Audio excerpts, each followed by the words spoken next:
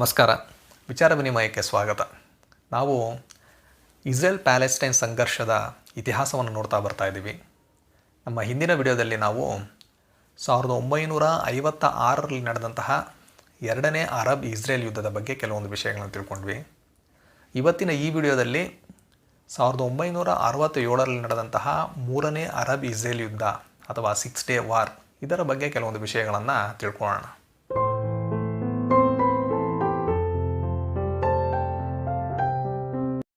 ನಮ್ಮ ಹಿಂದಿನ ವಿಡಿಯೋಗಳಲ್ಲಿ ನಾವು ಇಸ್ರೇಲ್ ಹಾಗೂ ಪ್ಯಾಲೆಸ್ಟೈನ್ನ ಇತಿಹಾಸ, ಅರಬ್ಬರು ಹಾಗೂ ಯಹೂದಿಗಳ ನಡುವೆ ಇದ್ದಂತಹ ಸಂಘರ್ಷ, 1948ರಲ್ಲಿ ನಡೆದಂತಹ ಮೊದಲನೇ ಅರಬ್ ಇಸ್ರೇಲ್ ಯುದ್ಧ, 1956ರಲ್ಲಿ ನಡೆದಂತಹ ಎರಡನೇ ಅರಬ್ ಇಸ್ರೇಲ್ ಯುದ್ಧ, ಈ ಯುದ್ಧಗಳಿಗೆ ಇದ್ದಂತಹ ಕಾರಣಗಳು ಹಾಗೂ ಯುದ್ಧದ ನಂತರದ ಪರಿಣಾಮಗಳು ಇವೆಲ್ಲವನ್ನು ತಿಳ್ಕೊಂಡ್ವಿ. ಈಗ ಮೂರನೇ ಅರಬ್ ಇಸ್ರೇಲ್ ಯುದ್ಧದ ಬಗ್ಗೆ ತಿಳಿದುಕೊಳ್ಳೋದಕ್ಕಿಂತ ಮುಂಚೆ PLO ಎನ್ನುವ ಒಂದು ಸಂಘದ ಬಗ್ಗೆ ತಿಳ್ಕೊಬೇಕು. PLO ಅಂದರೆ ಪ್ಯಾಲೆಸ್ಟೈನ್ ಲಿಬರೇಷನ್ ಆರ್ಗನೈಸೇಷನ್ ಅಥವಾ ಪ್ಯಾಲೆಸ್ಟೈನ್ ವಿಮೋಚನಾ ಸಂಘ ಅಂತ. ಇದನ್ನು 1964ರಲ್ಲಿ ಸ್ಥಾಪನೆ ಮಾಡಲಾಯಿತು. ಇದರ ಪ್ರಧಾನ ಕಚೇರಿ ಟ್ಯೂನಿಸ್ನಲ್ಲಿ ಇತ್ತು.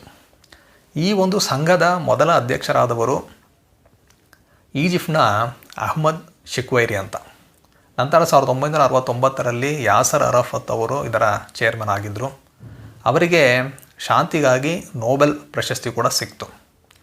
ಈ PLOನ ಮೂಲ ಉದ್ದೇಶ ಏನು ಅಂತ ನೋಡಿದ್ರೆ, 1948ರ ಮೊದಲ ಅರಬ್ ಇಸ್ರೇಲ್ ಯುದ್ಧದಲ್ಲಿ ಇಸ್ರೇಲ್ ಮೇಲುಗೈ ಸಾಧಿಸಿ ಹಲವಾರು ಪ್ಯಾಲೆಸ್ಟೈನ್ ಪ್ರದೇಶಗಳನ್ನು ವಶಪಡಿಸ್ಕೊಳ್ತು.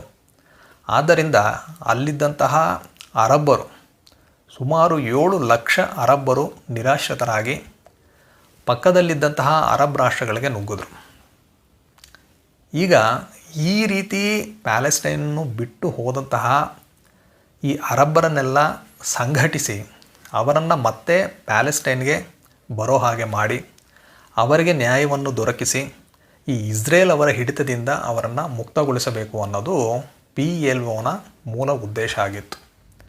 ಅದಕ್ಕಾಗಿ ಇವರು ಹೇಗಾದರೂ ಮಾಡಿ ನಾವು ಇಸ್ರೇಲ್ನ ನಾಶ ಮಾಡಬೇಕು ಅನ್ನೋದಕ್ಕೋಸ್ಕರ ಹಲವಾರು ಭಯೋತ್ಪಾದಕ ಕೃತ್ಯಗಳನ್ನು ಇಸ್ರೇಲ್ಗೆ ವಿರುದ್ಧವಾಗಿ ಇವರು ಮಾಡಿದ್ರು.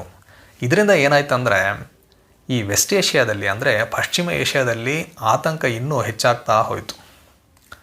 ಈ PLO ಮುಂದೆ ಹಲವಾರು ವಿಷಯಗಳನ್ನು ಮಾಡ್ತಾರೆ. ಅದಕ್ಕೆ ಇವ್ರ ಬಗ್ಗೆ ನಾವು ತಿಳ್ಕೊಂಡಿರೋದು ಮುಖ್ಯ ಅಂತ ನಾನು ಈಗ ಇದನ್ನು ಹೇಳಿದ್ದೀನಿ. ಅದು ಒಂದು ಕಡೆ ಇರಲಿ.